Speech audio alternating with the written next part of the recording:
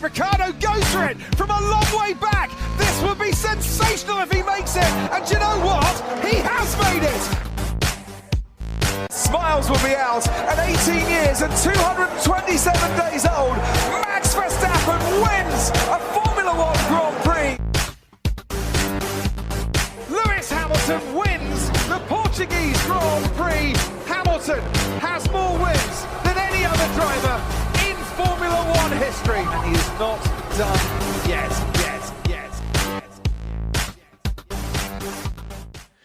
Hello and welcome to Getting a Grip F1. I'm your host, Joshua Wells. Hi, I'm Jess. And I'm Brandon. And we have a huge agenda today for F1 news by Getting a Grip. And we'll just roll straight into it. The Australian Grand Prix is expected to be postponed in the next coming days or weeks by F1, mainly due to Australia's lockdown laws, which we're currently under, which would mean that all staff and people involved in F1 would be required to enter a hotel quarantine period of 2 weeks. Now, what's interesting about this is the Australian National Cabinet are actually meeting on Friday to discuss whether or not Australians can even come home for a brief period, because I know that the Australian government are very worried about the COVID strain currently in the United Kingdom, which has forced obviously massive lockdowns. So it's quite disappointing. Brandon, as an Australian yourself, we're probably going to lose our race to at least November at this stage. After everything, how's that make you feel? Yeah, it really sucks. And although I can't blame Victoria, especially after everything that happened earlier this year, even though it sucks so much to lose the race, Victoria can't not do the lockdown. It's like the Australian Open. They're all quarantining for 2 weeks, but it's much easier for a tennis player to do it than a whole team of motorsport mechanics and everything. So even though it sucks, I think it's the safest thing to do, especially for the whole of Australia. Interestingly, with the Australian Open, they're actually got their own hotel as well.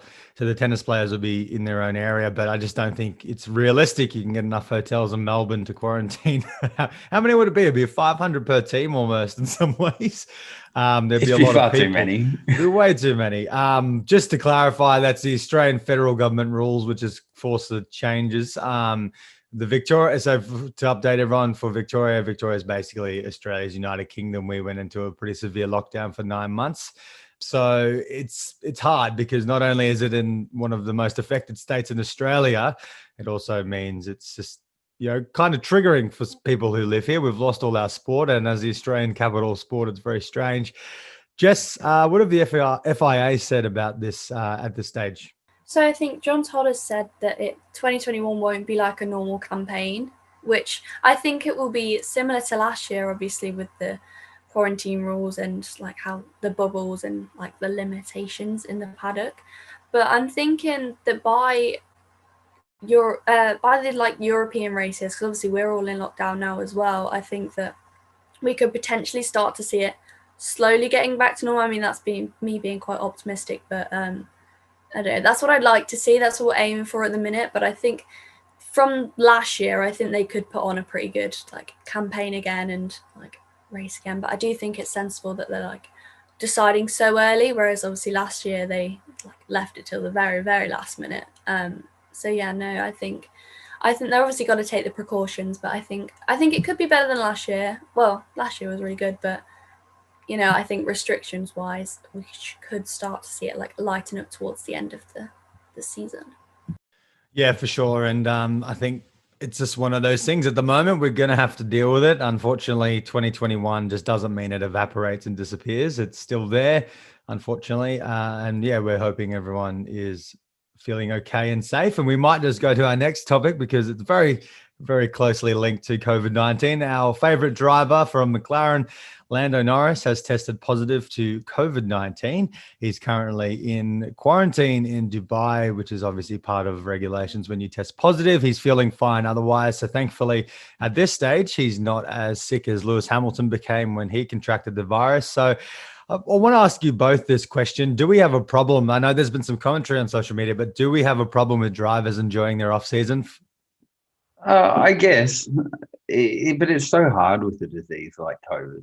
It's so easy to catch. Anyone can get it. And If anything, I think we're kind of lucky that more people haven't gotten it over the course of the year, especially considering how, I guess, new the virus is to people. But yeah, maybe it's going to be a fact of adjusting to it. Like, drivers need to understand that realistically this can affect their career, their health, in terms of their health. So maybe they should be taking it a little bit more seriously.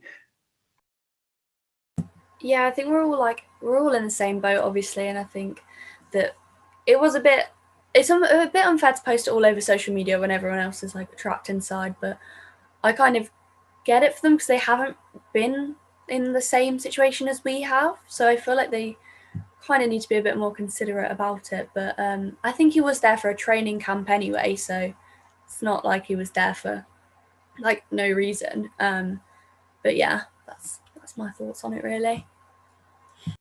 Yeah, it's an interesting one because obviously there's been a few drivers now who have contracted it. So Sergio Perez was the first one, but apparently he was visiting a sick member of family, so you can't begrudge that. But Lewis Hamilton and Lance Stroll have obviously contracted along the way. But yeah, I don't have a problem with drivers in some ways enjoying themselves. I agree with Jess. Don't splash it all over social media. Like, clearly these drivers were through a lockdown. I do know that for a period there where us in Victoria were enjoying our lives, Daniel Ricciardo was locked down. So in some ways you've got to understand that they're blowing off steam after a long year. It's a hard one, isn't it? And I agree. Maybe try not to splash it and rub it in. But as Jess said, Lando thankfully was there for a training camp, and hopefully he can get that all sorted. All right, we'll get back to the racing now after those couple topic points, and we'll talk about the F1 floor regulation changes in 2021. There's been some strong rumors that this may help a team like Williams progress. But before we chat about what it will mean in 2021 for the teams, Brandon, can you just talk us through these regulation changes for anyone who may not know what they're about? Yeah, so essentially what they're trying to do is cut down on the car's downforce with the floor changes, at least. So they're cutting out a section of the floor and preventing the teams from being able to use divots and holes to control airflow and produce more downforce.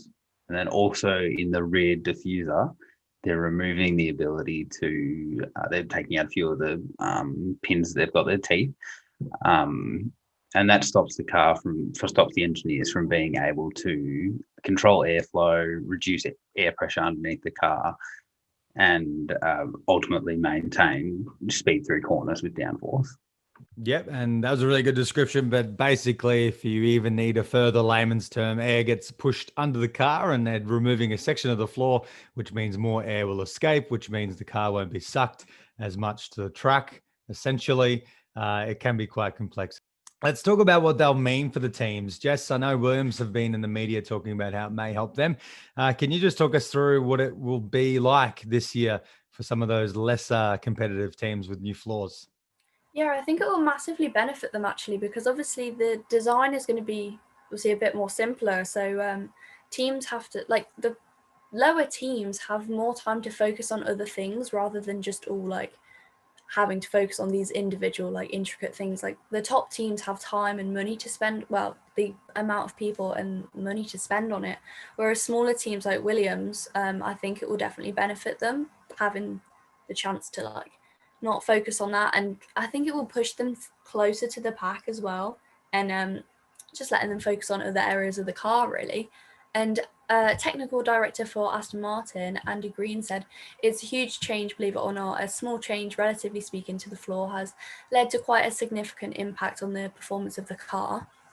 So obviously he thinks it's going to help their team as well, and I think hopefully it will push the pack together a lot more. So yeah, I think it's going to be good all round, really.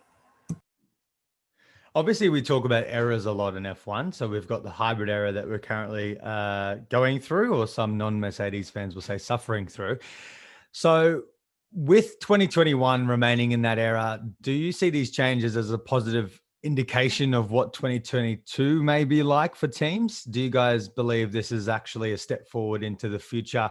Or do you think this is just about evening up one last hybrid error season? I think it's about moving into 2022 because these rules were originally, even the ones for this year, were intended for 2022. They've just adjusted them slightly, obviously due to the circumstances. But yeah, I think it's about bringing the teams closer together because ultimately the new designs are going to be reducing that downforce. It's going to make it easier for cars to follow other cars. They're not losing as much of their speed in the dirty air. So I think F1's really trying ultimately to break Mercedes dominance because since 2014, that's all we've had. It's just been Mercedes dominance. And I think F1, even though it's incredible, F1 kind of sees that as an issue that it's not as competitive. So, yeah. Yeah, I definitely agree. I think it's, as I said, I think it is going to push the pack closer, and I do think they're focusing on 2022 to, I guess, kind of switch it up a bit and help with the new regulations. So yeah, I think you pretty much covered all of that, to be honest.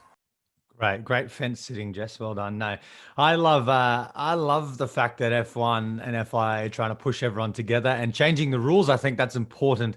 If you're going to even the pack up, you need to change the rules because it's clear Mercedes, like, Ferrari before them, have mastered what the regulations currently stand as. And that's fine. That's great. Like, you reap the reward, you're reaping the rewards from what you sow. And that's brilliant for Mercedes and Toto and Lewis and Valtteri, and even Nico benefited from it at least once.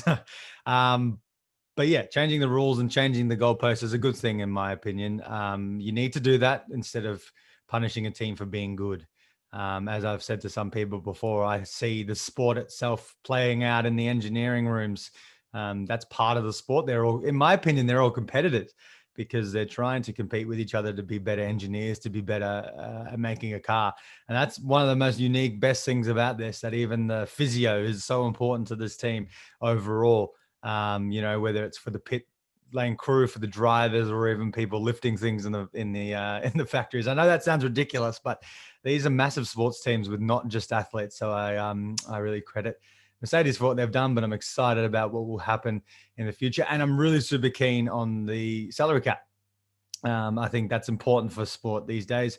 I don't watch any English Premier League whatsoever because there's no salary cap. So there's no intrigue except when Jess's hometown team, Leicester, decided to have a miracle run. That happens once every 150 years, it feels like. So I'm a big fan of salary cap in sport. Jess, do you have any opinions on Leicester's soccer team before we move on? Did you love it?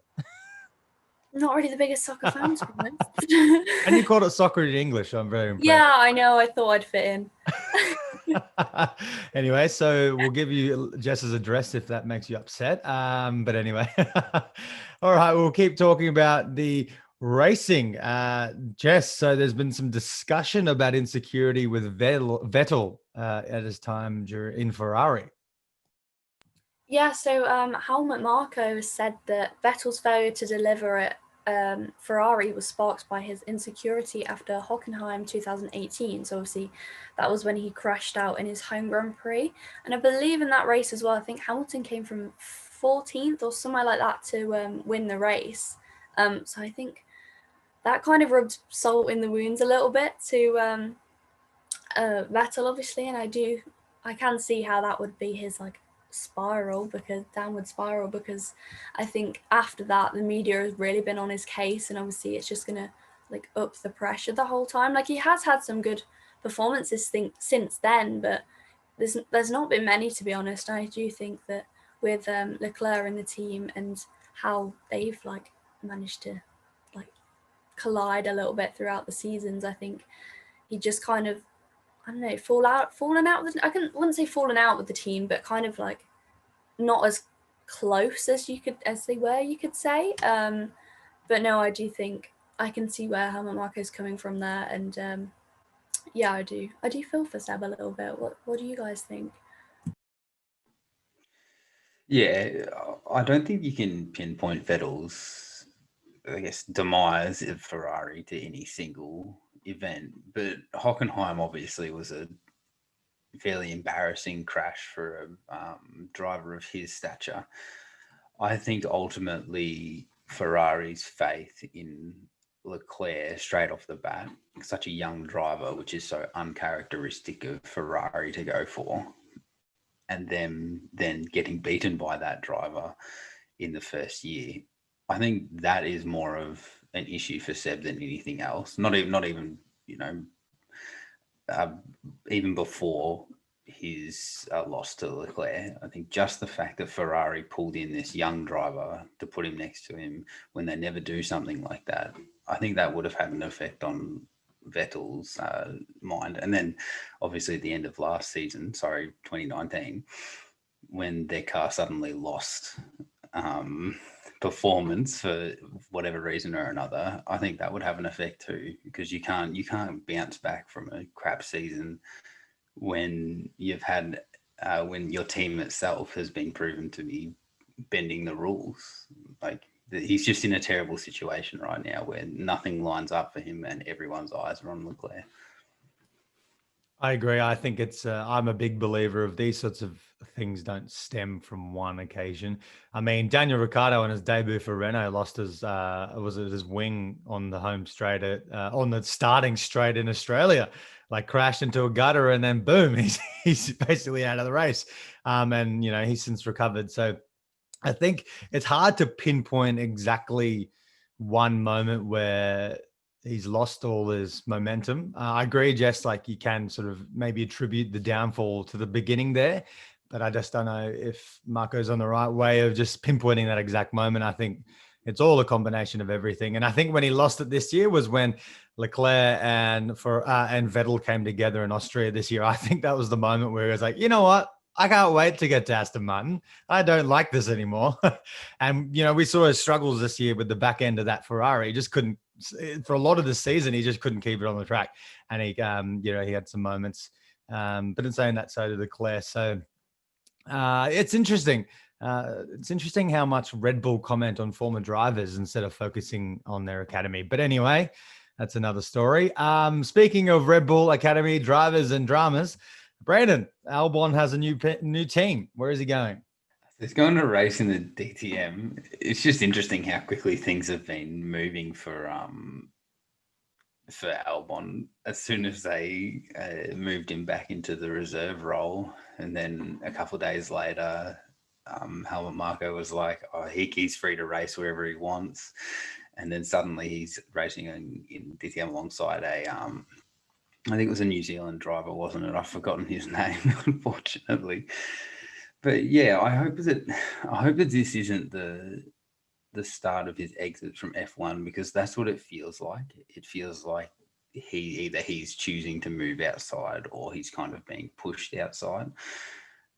And I guess we'll see how he races in it, but that's what it feels like to me. It feels like the beginning and the end of his F1 career, I guess. It's Liam Lawson. He was in the Formula competitions this year, obviously. Jess, what are your thoughts? I think DTM is a very competitive series, so I think it will at least keep him competitive. And obviously he's still going to be like around the paddock with the testing.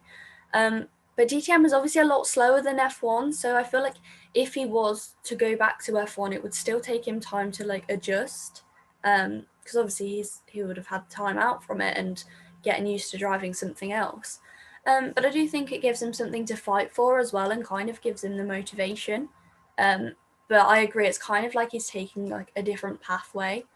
Because before he was in Formula One, I think he had a Formula E drive, and it was like last minute that he was to go over. So it does seem very like his career is very like unpredictable, and it seems to be happening quite fast. So I do feel for him in that way, but at least he's getting to race and he's not just sitting around and like missing out on opportunities.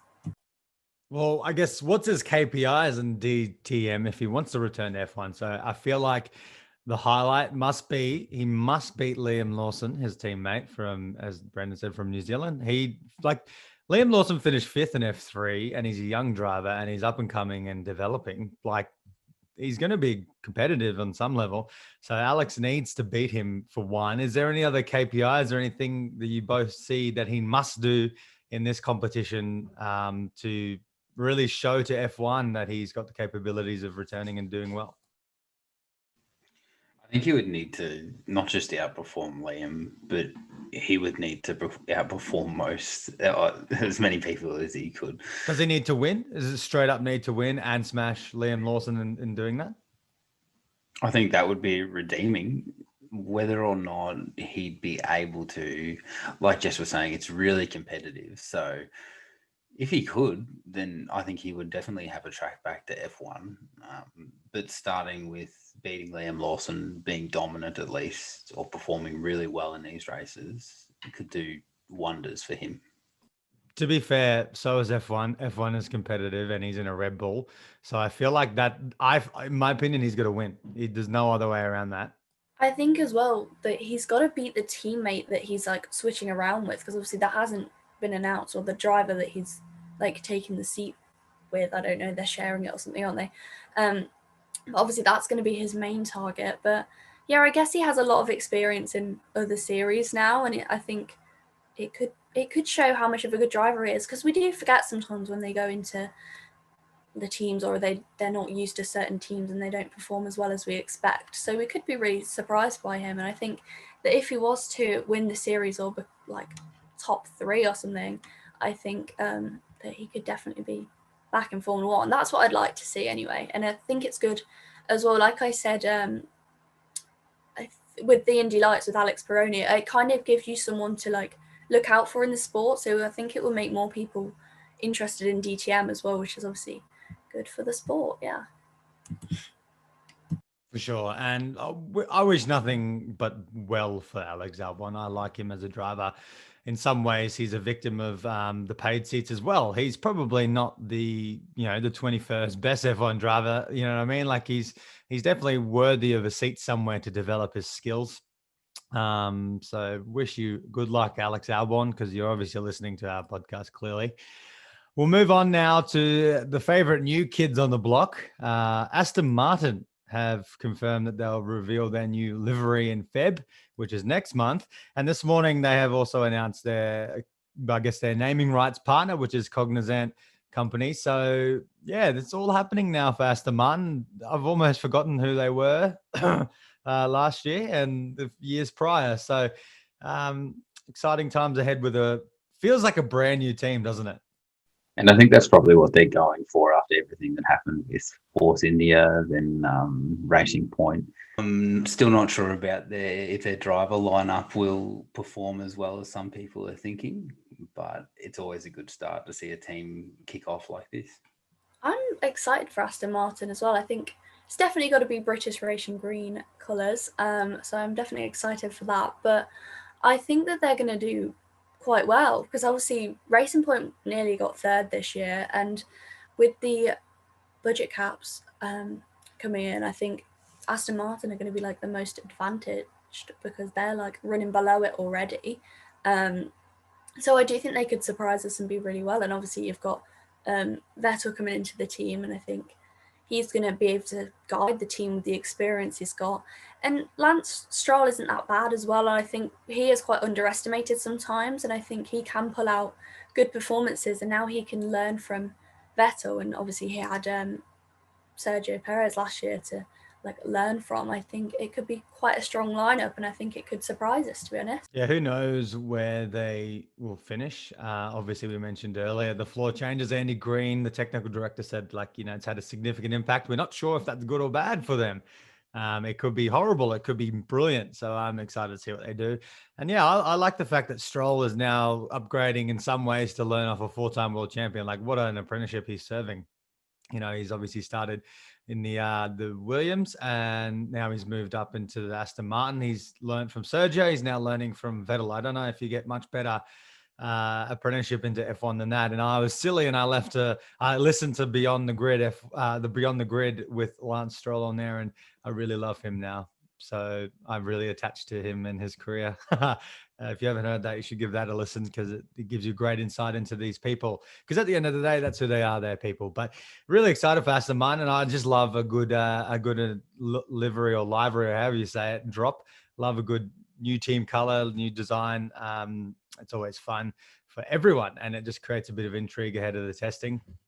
And Aston Martin is a huge brand, and I think we need to remember that they're going to attract a lot of interest. And as long as they can race well, they could slowly but surely work their way into a position of power in some ways over the next few years. If not, they're already there.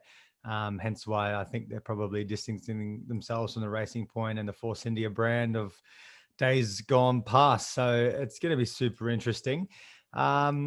Yeah, I think we're pretty much covered for the news this week. Is there anything breaking this morning that either of you want to talk about? Other than Hamilton's contracts, I guess you could say, because they're all a bit up in the air at the minute. I mean, I feel like he's definitely going to stay with Mercedes for a few more years, but it's a good sign for Russell to come in. And obviously it's going to get the team thinking a lot more. But yeah, no, I can't really see Hamilton leaving yet. I think he's at his prime, and I think he's going to get a few more World Championship titles, to be honest. I think surely he would at least want next year or this year's title, because then that would put him above Schumacher and everything. So yeah, I'm not really sure what's taking so long. I guess these are important talks, and obviously all the different factors that have come up over the last month or two have made it a little bit more interesting. But yeah, I don't doubt that we'll see him in the car next year. I just think the worst thing that happened to him and even Valtteri Bottas is George Russell stepping into the car and doing so well. That's the worst thing that could have happened to Lewis Hamilton's negotiations. Because if he says, I want 50 million plus 80% stake in this company, I'll just turn around and be like, well, sorry, Lewis, we can't do it. We're going to go with another driver if you don't agree to our terms. So that's really interesting. I would love to be a fly on the wall with Mr. Toto and Lewis Hamilton talking about this. Obviously, there's going to be a level of respect and, credit to Lewis, and he'll get a big contract, and he thoroughly deserves that. And he does a lot of good things with his money as well. And I think, people on social media need to remember that these are people, they're earning lives, and they're probably supporting so many people out there that it's beneficial to pay them more in some ways. So I think it's really interesting that it's taking so long, and it may be the fact that they can't agree post 2021, or it may be that they just can't even get a contract coming for this year. But it's super interesting. I, for one, am very excited to see how long his contract is. That's going to be really telling to me about what their intentions with Lewis Hamilton and George Russell are. Been saying that, we have a competition running at the moment. If you want to win a PlayStation 4/PlayStation 5, because you can use it in both, video game, come to our Twitter, Instagram, or Facebook and share the post, and tell us in 25 words or less who your favorite driver is and why. And then also, you probably subscribed if you're listening, but also subscribe to this podcast, because we would love to talk to you more often, and we would love to give you a free video game if that's your way. And if you don't have a PlayStation, just take it and sell it. Yeah, you got to be in it to win it. All right, that's all we have time for on Getting a Grip. Have a great weekend, and we'll speak to you next week. Ricciardo goes for it from a long way back. This would be sensational if he makes it. And do you know what? He has made it. Smiles will be out at 18 years and 227 days old. Max Verstappen wins a Formula One Grand Prix. Lewis Hamilton wins the Portuguese Grand Prix.